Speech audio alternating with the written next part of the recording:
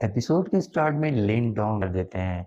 लिन Dong के पास seal symbol master की powers थी, इसलिए वे टोंग के साथी उसके सामने टिक नहीं पाते। अपने साथियों को मरने से बचाने के लिए वे टोंग इस लड़ाई को रोक देता है। वो लिन डोंग की शर्त एक्सेप्ट कर लेता है और कहता है कि मुकाबला 3 महीने के बाद नहीं बल्कि 2 महीने बाद होगा। ये कह के वो अपने साथियों के साथ वहां से चला जाता है। अब पूरी फैमिली लिन डोंग के इस फैसले से बहुत परेशान थी, मगर लिन डोंग के ज़हन में सिर्फ एक ही बात थी। वो वे टोंग को हराना चाहता था और इसके लिए वो येन सिटी जाने लगता है। वो अपने बहन किन टैन, बेस्ट फ्रेंड वू युन और पूरी फैमिली को गुड बाय कह के वहाँ से चला जाता है। अब वो येन सिटी पहुँच जाता है। वो कुछ लोगों से ग्रैंड मास्टर की जगह के बारे में पूछता है, मगर वो लोग उस पे हंसने लगते हैं। असल में ग्रैंड मास्टर इस वक्त वैन जिन ऑक्शन में था, जहां सिर्फ अमीर लोगों को आने की इजाजत थी। मगर लिनडोंग अपने इन कपड़ों में वहां नहीं जा सकता था, इसलिए वो अपने ग्रैंडफादर की तरफ से दिए हुए यांग युमान मोतियों को यूज करके नए कपड़े खरीद लेता है। कि लिनडोंग अपनी पावर बढ़ाने के लिए यैन सिटी चला जाता है। उस सिटी में वैन जिन ऑक्शन हो रहा था। लिनडोंग नए कपड़े पहन के उस ऑक्शन की बिल्डिंग में चला जाता है। अब उसकी नज़र ग्रैंड मास्टर पे पड़ती है। वो ग्रैंड मास्टर के पास जाने लगता है। तभी उसे याद आता है कि उसके हाथों में जो स्टोन है वो बहुत ही नायाब है। अगर इस स्टोन के बारे में किसी को पता चला तो इससे बहुत बड़ी प्रॉब्लम हो सकती है। इसलिए वो खुद को बाकी सब की नज़रों से छुपाने लगता है। अब उस ऑक्शन में जी यूई और थाउजेंड गोल्ड एसोसिएशन यानी टीजीए की मैनेजर सू भी आ जाती है। यहाँ रिवील होता है कि grand master seal symbol master की चौथी स्टेज पे है। मतलब वो लिन डोंग से बहुत ज्यादा पावरफुल है। इस रिवील के साथ ही ऑक्शन शुरू हो जाता है। इस ऑक्शन में हर किस्म की पावरफुल चीजें होती हैं जिन्हें लोग बोली लगा के खरीद रहे होते हैं। तभी उस ऑक्शन में एक फूल की बोली लगती है। उस फूल में सील सिंबल पावर को बढ़ाने की शक्ति थी, इसलिए लिन डोंग सबसे ज्यादा बोली लगा के उस फूल को खरीद लेता है। अब जैसे ही लिन डोंग उस फूल को खरीदता है तो ग्रैंड मास्टर अपनी पावर से लिन डोंग की एनर्जी चेक करने लगता है। हालांकि कुछ महीने पहले लिन डोंग को सील सिंबल के बारे में पता तक नहीं था, मगर अब वो सील सिंबल मास्टर की पहली स्टेज पे पहुंच चुका था। ये देख के ग्रैंड मास्टर हैरान रह जाता है। वो सू की मदद से लिन डोंग को मिलने के लिए बुलाता है। इसी बीच रिवील होता है कि वे टोंग के आदमी लिन डोंग पे नजर रख रहे हैं, मगर सू उन्हें वहां से भगा देती है। अब लिन डोंग एक कमरे में चला जाता है, वहां जी यूई भी मौजूद होती है। ग्रैंड मास्टर लिन डोंग को डेस्टिनी सिंबल की पावर सिखाने की ऑफर देता है, मगर लिन डोंग कहता है कि वो पहले ही इस पावर को अनलॉक कर चुका है। असल में ब्लड सेक्ट के मेंबर गू से फाइट करते वक्त लिन डोंग ने जो पावर एक्टिवेट की थी उसका नाम डेस्टिनी सिंबल है। ये देख के सब हैरान रह जाते हैं। अब ग्रैंड मास्टर रिवील करता है कि डेस्टिनी सिंबल 3 तरह की होती हैं। एक सिंपल डेस्टिनी सिंबल, दूसरी डेस्टिनी सोल सिंबल और तीसरी डेस्टिनी हेवन सिंबल। इन तीनों में स्पेशल पावर्स होती हैं, जबकि सोल और हेवन बहुत ही नायाब होती हैं। डेस्टिनी सोल सिंबल की पावर से कोई भी रोशनी से भी ज्यादा तेज मूव कर सकता है। सिर्फ यही नहीं, वो इस पावर से अपने दुश्मन की एनर्जी भी छीन सकता है। ये सुन के लिंडोंग को याद आता है कि उसने भी गू की एनर्जी छीन ली थी। मतलब अब उसके पास डेस्टिनी सोल सिंबल की पावर है। अब सोल से ज्यादा powerful stage destiny heaven symbol की है। इसको हासिल करने से हेवन और अर्थ दोनों को अपने कब्जे में किया जा सकता है। अब लिनडोंग उन्हें यहाँ आने की वजह बताता है। ये सुन के ग्रैंड मास्टर उसको ट्रेन करने के लिए राजी हो जाता है। सुई उसे बताती है कि हमारी सिटी में पहाड़ों के पास एक सिलेस्टियल पूल है जो यिन और यांग एनर्जी से भरा हुआ है। अगर तुम उस एनर्जी को ऑब्जर्व कर लो तो युआन डन की परफेक्ट स्टेज तक पहुंच सकते हो, मगर इसके लिए तुम्हें ब्लड क्लॉथ सेट यानी बीसीएस की टीम को हराना होगा। हर साल बीसीएस और टीजीए के बीच मुकाबला होता है, जिसमें दोनों टीमों के 3-3 मेंबर आपस में मुकाबला करते हैं और जो इस टीम इस मुकाबले को जीत जाती है, उसे इनाम में सेलेस्टियल पूल की एनर्जी को ऑब्जर्व करने का मौका मिलता है। ग्रैंड मास्टर लिन डोंग को टीजीए की टीम में शामिल कर लेता है। अब उस टोन की दुनिया में अजीब सी घटनाएं होने लगती हैं। लिन डोंग ना तो ट्रेनिंग कर पाता है और ना ही अपनी मर्जी से कुछ कंट्रोल कर पाता है।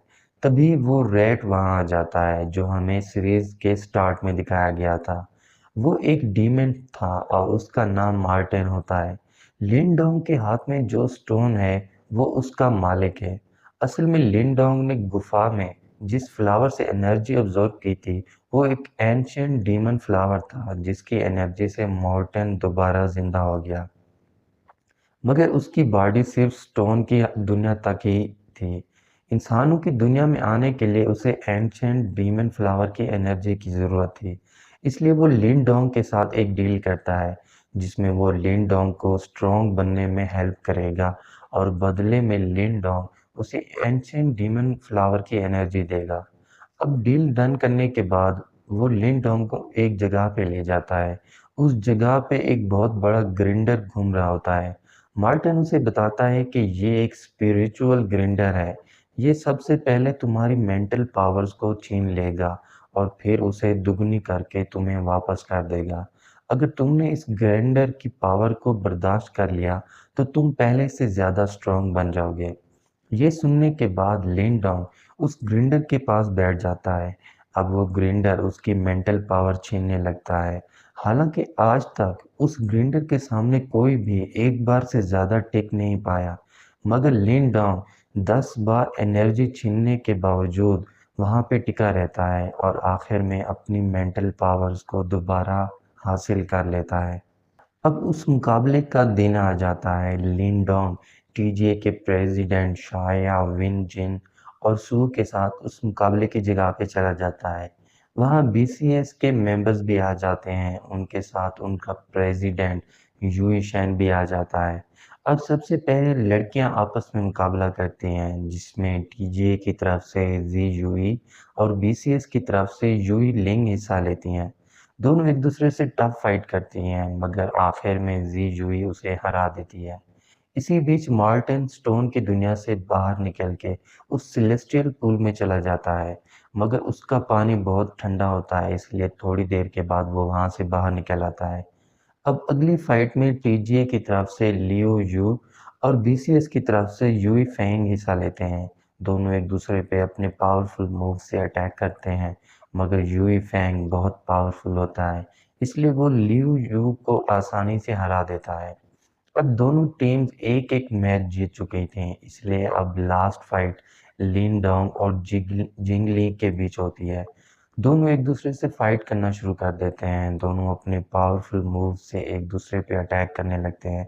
इसी बीच जिंग ली लेट सेलेस्टियल युआन की स्टेज एक्टिवेट कर लेता है। ये देख के लिन डोंग अपनी सील सिंबल पावर यूज करके उस पे अटैक करने लगता है। जिंगली उसे मारने ही वाला होता है, तभी लिन डोंग अपनी पावर से एक जबरदस्त पंच मार के उसे गिरा देता है। लिन डोंग समझता है कि वो ये फाइट जीत गया है। तभी जिंग ली अपने लेफ्ट हाथ से पावरफुल एनर्जी रिलीज करने लगता है। असल में ये बीसीएस के लोगों की स्पेशल एबिलिटी थी जिसमें वो अपनी बॉडी के खून को एनर्जी में तब्दील कर देते हैं और ऐसा करने से वो युआन डन की इनिशियल स्टेज पे पहुंच जाते हैं। ये देख के सब परेशान हो जाते हैं। अब जिंगली के अटैक पहले से ज्यादा तेज और खतरनाक हो चुके थे इसलिए लिन डोंग को उन्हें काउंटर करने में काफी परेशानी हो रही थी। तभी जिंगली अपनी फुल पावर यूज करके अपने लेफ्ट हाथ से एक स्पेशल मूव बनाता है जिसका नाम हैंड ऑफ ब्लड होता है। इसे काउंटर करने के लिए लिन डोंग भी अपनी न्यू पावर को जो उसने उस ग्रिंडर से हासिल की थी उसे यूज करता है। वो उसकी मदद से एक स्पाइरल स्टोन बनाता है। अब दोनों अपने स्पेशल मूव से एक दूसरे पे अटैक कर देते हैं। दोनों के मूव्स एक दूसरे से कोलाइड करने लगते हैं मगर आखिर में लिन डोंग जिंगली को हरा देता है और इस मुकाबले को जीत लेता है। अब जैसा कि तय हुआ था कि जो टीम इस मुकाबले को जीतेगी उसे सेलेस्टियल पूल में यिन और यांग एनर्जी को ऑब्जर्व करने का मौका मिलेगा। इसलिए सब एनर्जी को ऑब्जर्व करने के लिए उस पूल के अंदर चले जाते हैं। सेलेस्टियल पूल जिन और यांग एनर्जी से भरा हुआ होता है। सब एक एक करके उसकी एनर्जी को ऑब्जर्व करने लगते हैं। लियो यू और जी यूई एनर्जी को बहुत तेज़ी से ऑब्जर्व कर रहे होते हैं। ये देख के लिन डोंग बहुत परेशान हो जाता है। उसे डर लगने लगता है कि अगर ऐसा चलता रहा तो सारी एनर्जी वो दोनों हासिल कर लेंगे और उसे कुछ हासिल नहीं होगा। तभी मार्टिन वहाँ आ जाता है। वो लिन डोंग को बताता है कि उसके पास इस एनर्जी को तेज़ी से ऑब्जर्व करने का एक तरीका है, लेकिन वो तरीका तभी बताएगा जब लिन डोंग उसके साथ पूल के नीचे की गहराई में चलेगा। लिन डोंग उसकी शर्त मान लेता है। अब मार्टिन उसे वो तरीका बताता है। लिन डोंग मार्टिन के बताए हुए तरीके को यूज़ करने लगता है।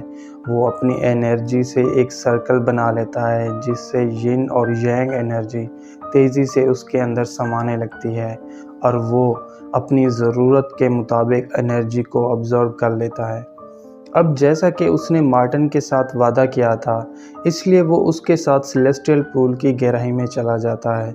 पूल के नीचे एक बहुत बड़ी गुफा होती है। गुफा के अंदर एक एनर्जी की बाल रखी होती है जिसके अंदर वाटर पाइथन की सोल कैद होती है।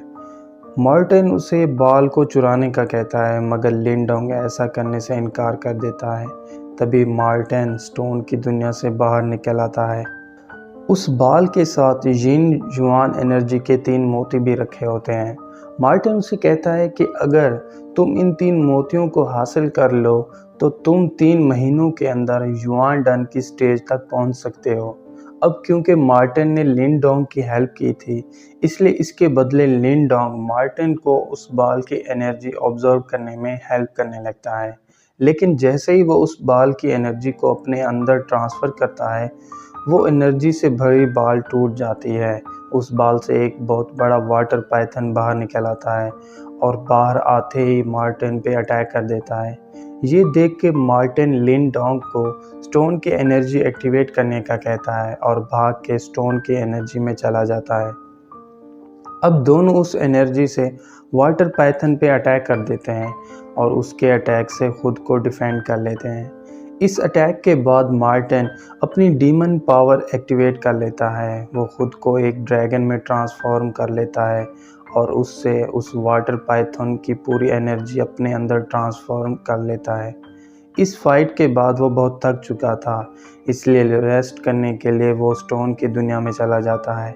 अब लिन डोंग उस पूल से बाहर निकल आता है। लिन डोंग की जीत पे प्रेसिडेंट और सू बहुत खुश होते हैं। तभी लिन डोंग उन्हें बताता है कि उसने पूल से बहुत ज़्यादा एनर्जी ऑब्जर्व कर ली है, लेकिन उसे उस एनर्जी को अपनी पावर के साथ शामिल करने का तरीका नहीं आता। ये सुन के सू उसे एक बुक देती है और कहती है कि इस बुक के अंदर एंशिएंट टेक्निक्स लिखी हुई हैं जिससे तुम्हें काफ़ी हेल्प मिल सकती है। ये देख के लिन डोंग बहुत खुश हो जाता है। अब वो उस बुक की टेक्निक्स को अपनी पावर के साथ मिलाने लगता है। हालांकि कुछ दिन पहले स्टोन की दुनिया में अजीब सी घटनाएं हो रही थी, लेकिन अब वहाँ सब कुछ ठीक हो चुका था। अब लिन डोंग यिन युआन मोती से उसकी एनर्जी अपने अंदर ट्रांसफ़र करने लगता है। वो पहली कोशिश में नाकाम हो जाता है, लेकिन जब वो दोबारा ट्राई करता है तो उसे ऑब्जर्व करने में कामयाब हो जाता है। अब यहाँ रिवील होता है कि ग्रैंडफादर ने अपनी पावर से जो मोती बनाया था उसमें युआन डन के 4 स्टार्स थे, लेकिन लिन डोंग ने जो मोती बनाया उसमें 8 स्टार्स हैं। यानी अब वो युआन डन की इनिशियल स्टेज पे पहुंच चुका है। वो इस पावर को डेस्टिनी सोल सिंबल के साथ भी मिला लेता है, जिससे वो सील सिंबल मास्टर की दूसरी स्टेज से भी आगे चला जाता है। अब यैन सिटी में लिन डोंग की पूरी फैमिली आ जाती है। अपनी फैमिली से दोबारा मिलके लिन डोंग बहुत खुश हो जाता है।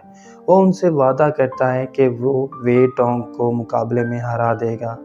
ये सुन के ग्रैंडफादर अपनी युआन डन पावर से उस पर अटैक कर देता है। तभी लिन डोंग भी अपनी न्यू पावर से उस अटैक से खुद को डिफेंड कर लेता है। असल में ग्रैंडफादर उसे टेस्ट कर रहा था कि वो वे टोंग से मुकाबला करने के काबिल है भी या नहीं, लेकिन जब वो लिन डोंग की युआन डन की इनिशियल स्टेज देखता है तो बहुत खुश हो जाता है। सिर्फ ग्रैंडफादर ही नहीं, ये देख के पूरी फैमिली भी बहुत खुश हो जाती है। उन्हें यकीन हो जाता है कि अब लिन डोंग आसानी से वे टोंग को हरा देगा।